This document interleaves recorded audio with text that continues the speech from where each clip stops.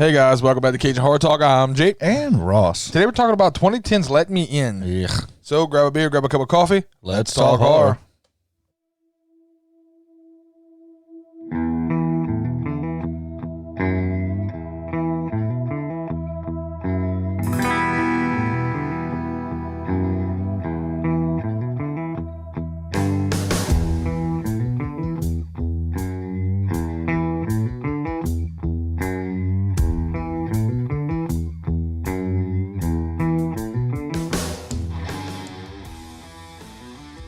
All right, guys, Let Me In from 2010.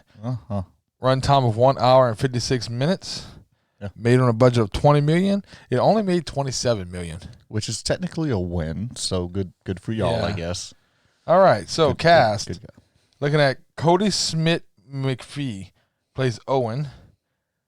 Chloe Grace Moretz. What is with people with three names? I don't know. Plays Abby. Richard Jenkins plays the father. The father. Cara Buono plays Owen's mother. Elias Koteas plays the policeman. Yeah, he does. Yeah. Sasha Bareilles plays Virginia. Dylan Kennan plays Larry. And Chris Browning plays Jack. Yeah. Okay, so the plot of this movie, guys. Well, first, I'm going to stop you right there. You use the word movie, and I think I'm not sure if that's the proper phrase for this particular. I don't think this is a movie. I believe that it was a simulation. A simulation? Yes, I think if you want to experience what it feels like to be put on hold with a phone company for an hour and 56 minutes, I think this is the movie you're looking for. This is the movie for you. Oh, bro, it was rough. This is the movie for you guys. If you want to feel what it's like to wait at the DMV, this is the movie. This is the horror movie. This was a slow build to nothing. Dude, it drug so hard. Yeah, And it had such bad. potential. It really had It such did. fucking potential. It really did. I've never seen the original, which is Let the Right One In. Yeah, and this is a remake that happened only a couple years after It came out. that one came out. So, yeah. Yeah, this was rough, guys. The plot is a vampire and her handler move in next to the strangest child on God's green earth ever lived. and he gets to know her and becomes friends with her and tries to feed her an hour later. There's a scene. Yes, he does. He feeds her an hour later and she throws up in the parking lot. It's fantastic. Oh my god. The word vampire is only said once in the entirety of this whole fucking movie, but she's a vampire and she's with a guy that Air quotes vampire. Vampire. There's a picture of her at one point. I don't know if it was pre-bite or what the fuck happened there. They never explain how she turned into a vampire. There's no origin story here. There's no origin story here in the movie. There's really not. That's the shit people like, though. That there's no background. She's just mysterious. She's 12 years old. Yeah, but she's been 12 years old for a long time. Jesus. You know what?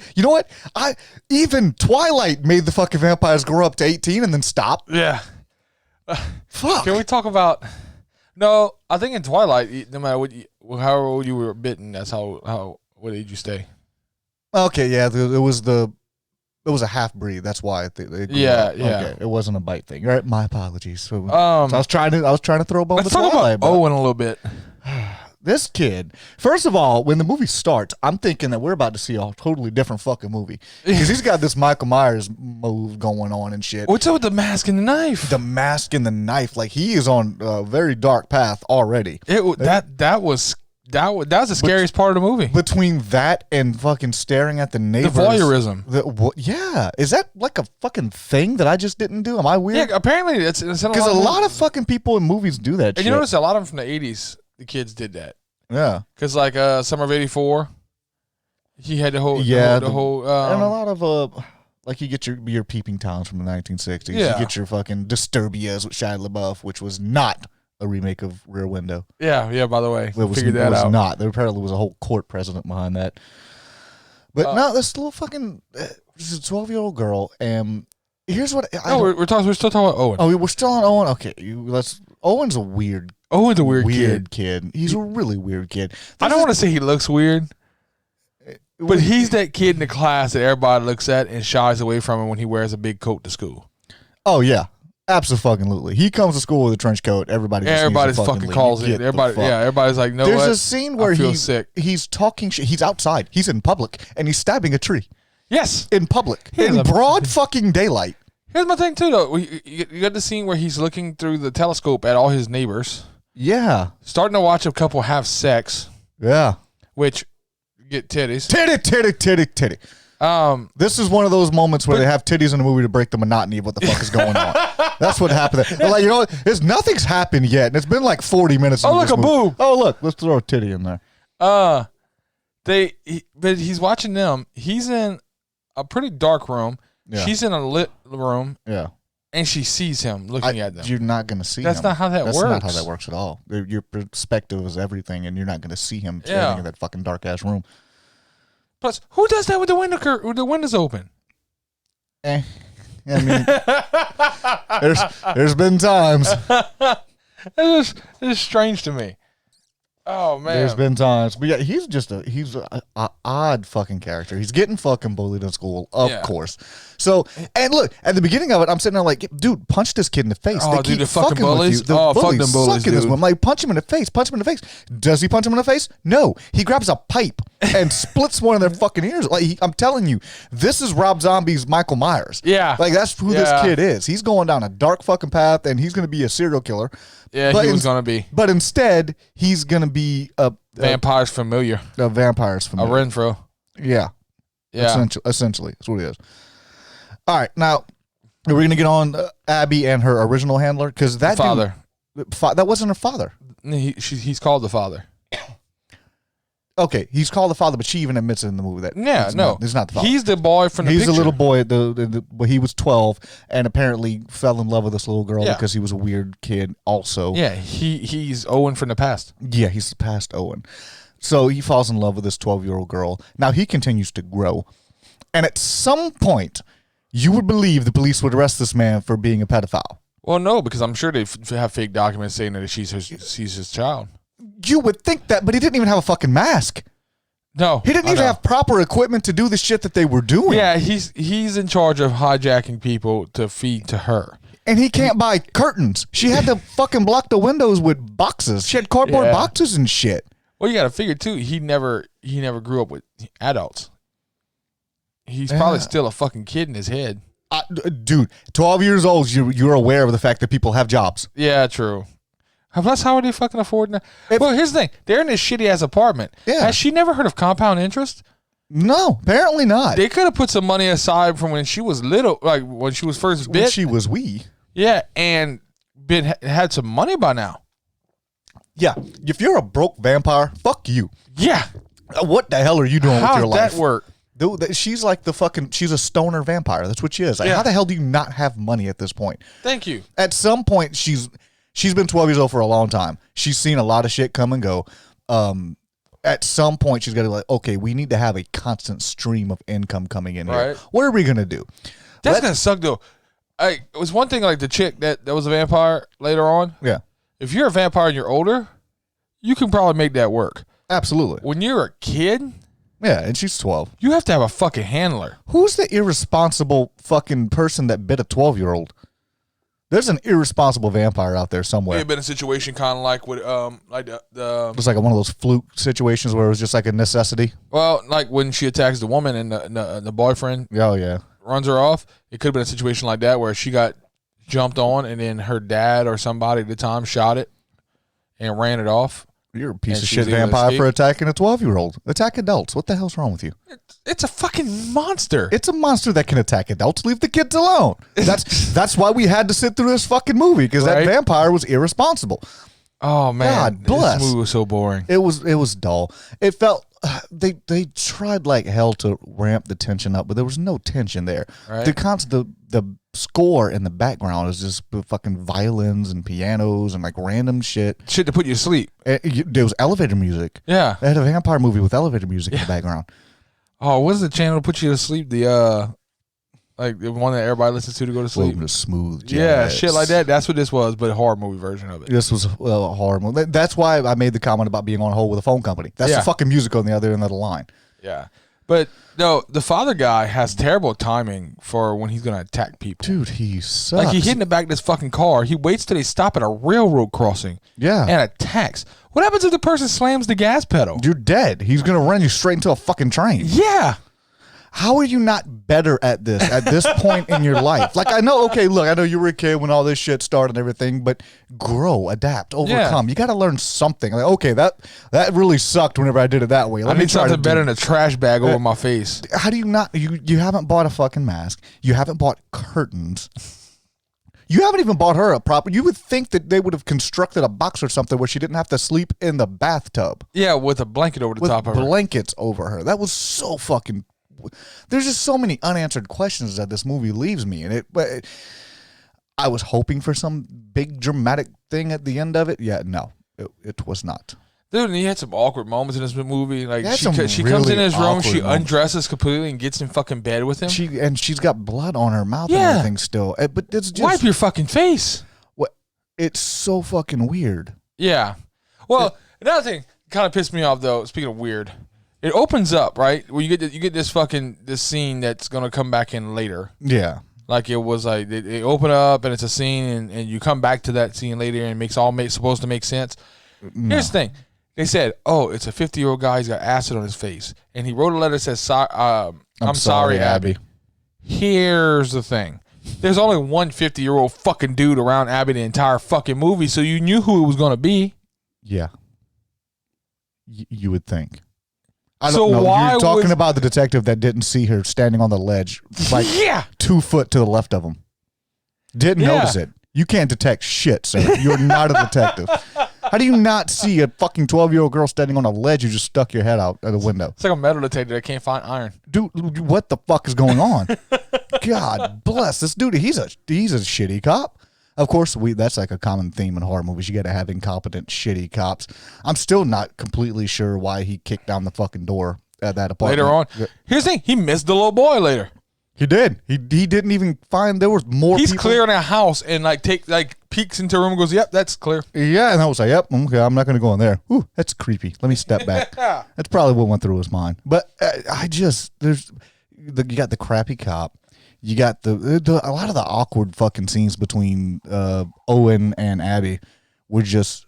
Why, if you can go and climb and fly and get up to his fucking window, why wouldn't you just go change and clean up before you went into his room? Right. Like, I don't understand why you couldn't do that. Why go in there all nasty? Why? At one point, she kisses him after she bit the detective. Yeah. She kisses him and leaves a little fucking... blood smear, a little Hitler mustache. What did you fucking call it? Bloody Sanchez. A bloody Sanchez on Owen's lip. Ah. And it's just, why? Why would you no? And here's the thing: I could understand if they were both like 5 to 10 years older, and hormones were an issue. Where this kid was like, yeah, she's cute, and I'm going to do what she says. Yeah, but you're 12. He's 12.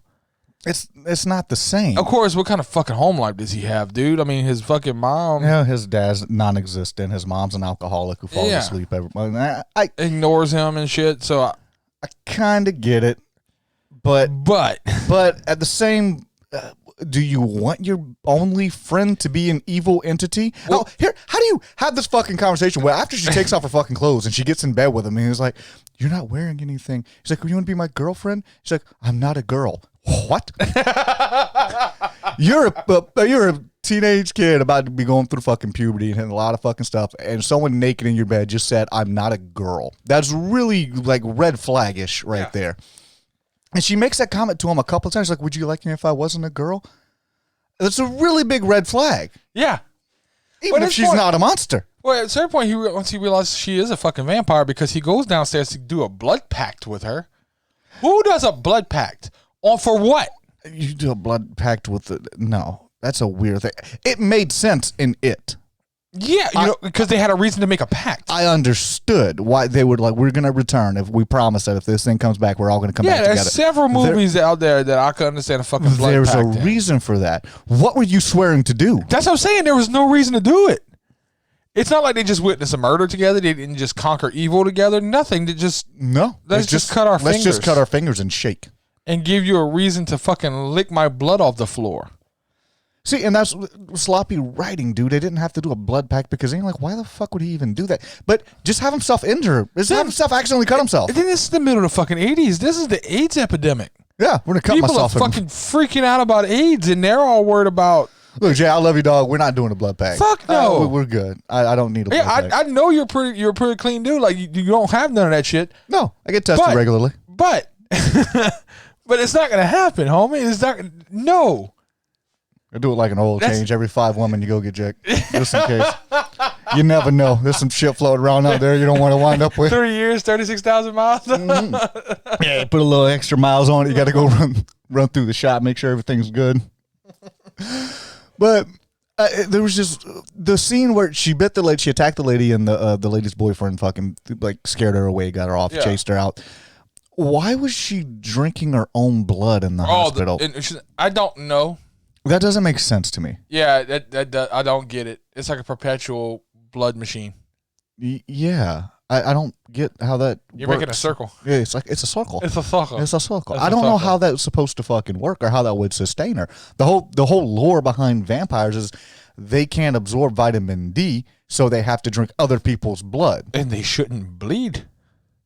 Well, that's true too. I don't know if vampires have a heartbeat. So do they have blood in their veins? I don't think so. I don't know, because the vampire lore in this one's all fucking jacked up. They keep some of the stuff. Bro, the vampire lore, I don't even know where to begin because there's no exposition in this movie. No, none. They don't explain anything. They're just like, oh, she's a vampire. That's it. Apparently she killed the people across the way. Apparently. You only saw like 2 kills that she actually did. All the rest were like the guy in the tunnel. Implicit. Yeah, the guy in the tunnel and the detective. The cop. Yeah. The other ones that were all just noises and shit around that you heard crap, and that was it. So the ambulance there, that was it. Yeah, there was really not a whole bunch of gore, but there was some gore. There was some, but it could have used a lot more. It could have used a lot more. To wake us up. Fuck. That was rough, man. I had to not lay down anymore. I had to sit up because I was going to fall asleep watching this movie.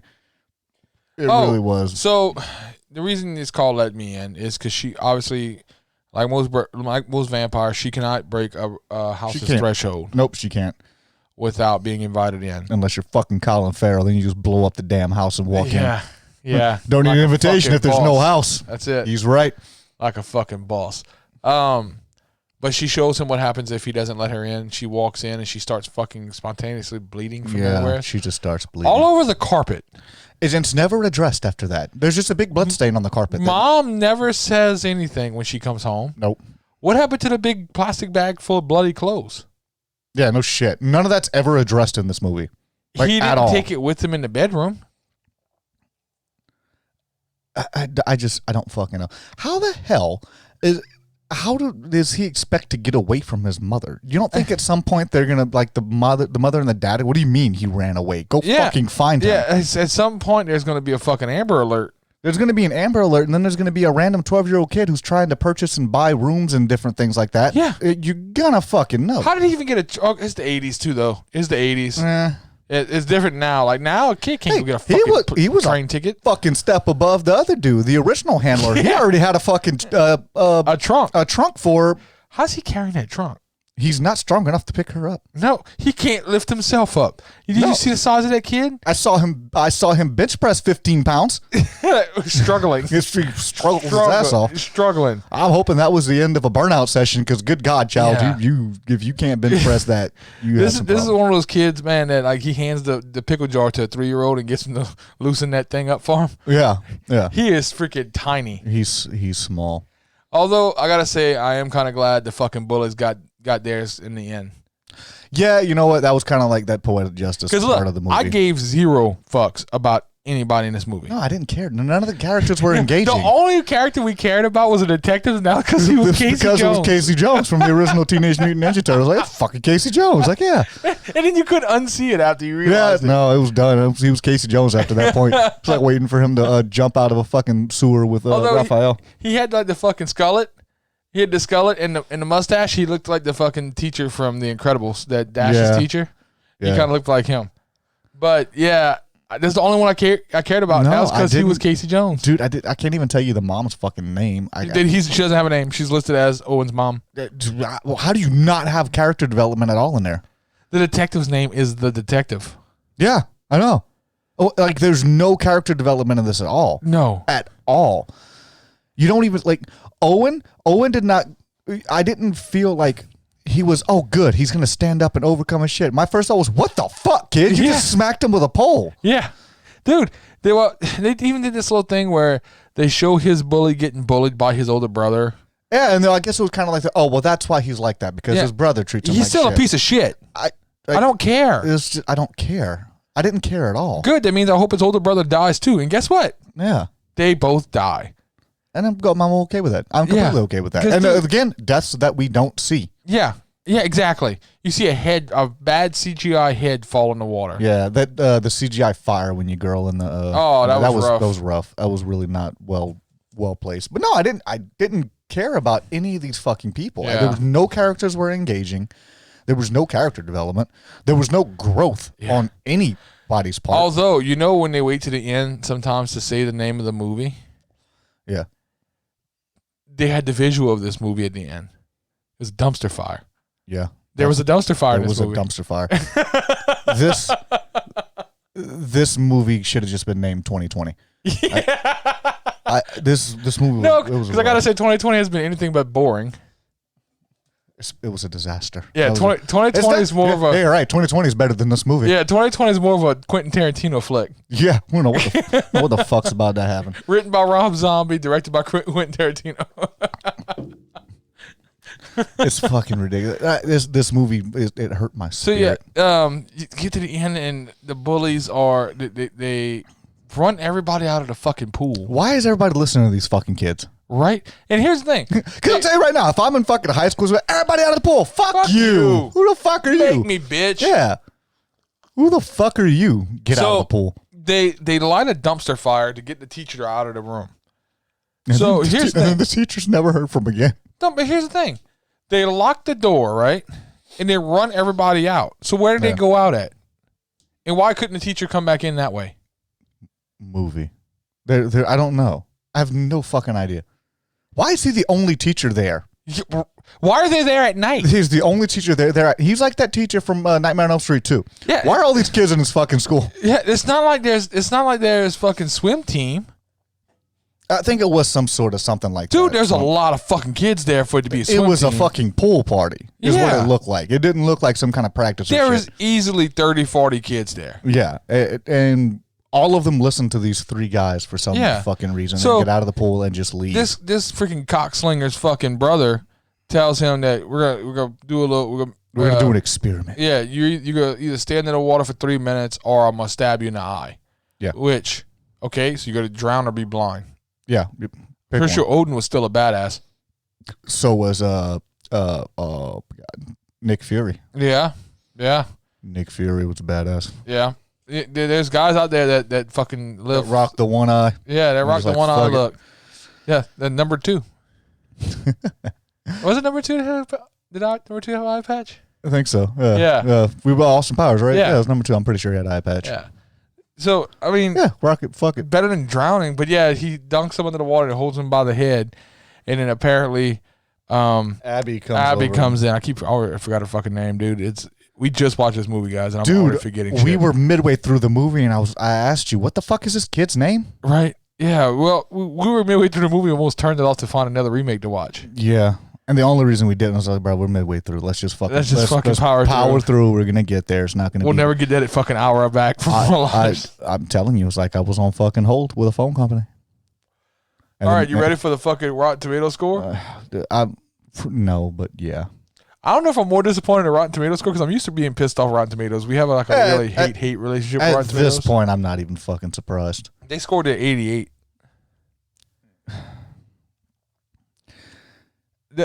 No. What part of this is an 88? Dude.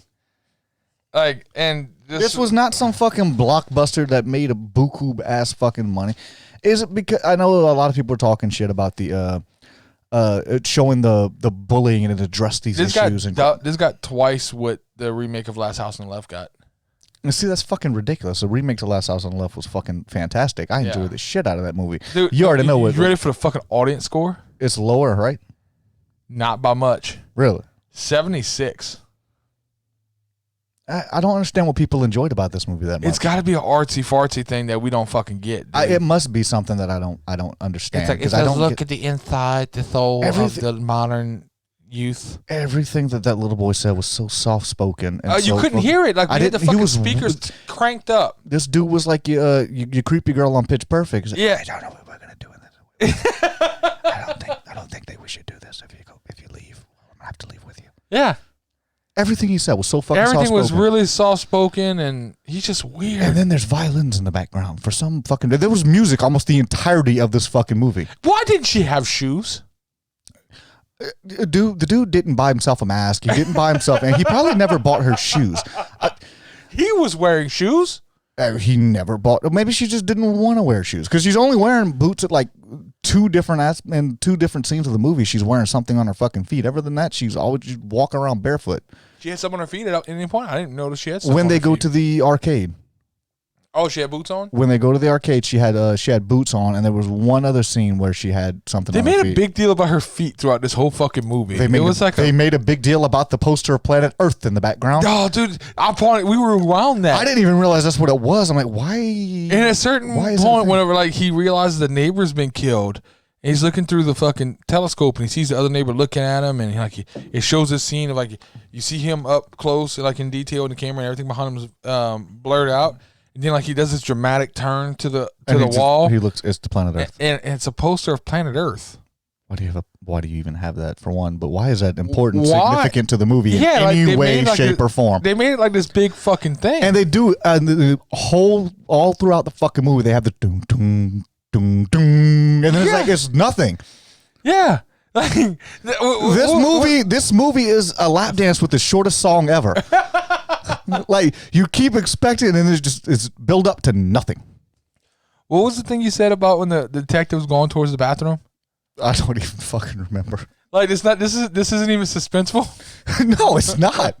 It's just annoying at that point. It's just like I'm just waiting. It was just trying to build up the suspense, but it's nothing. And that's how I felt the entire fucking movie. And there's music in the background being scored. I can't believe this got 88 on fucking. Dude, I know. On Rotten Tomatoes. I really can't believe that. I can't. That freaks me the hell out. I'm going low. I'm just letting you know I'm going low. Oh, I bet I go lower. You might. I might not be that. Look, who made this movie? What production company made this movie? Was this like Universal Pictures or something like that? I don't think so. I don't remember who it was. Matt Reeves was the writer. Fuck you. Scroll down a little bit. Let's see. Dude, whoever the production company of this fucking movie, y'all owe me an hour and 56 minutes of my fucking life. Dude, it was motion picture. I'm looking for it. I don't even see. Like, they probably won't even. They probably don't want to acknowledge that they had anything to do with this. It won how many awards? Dude, this fucking movie won. I think was it 8?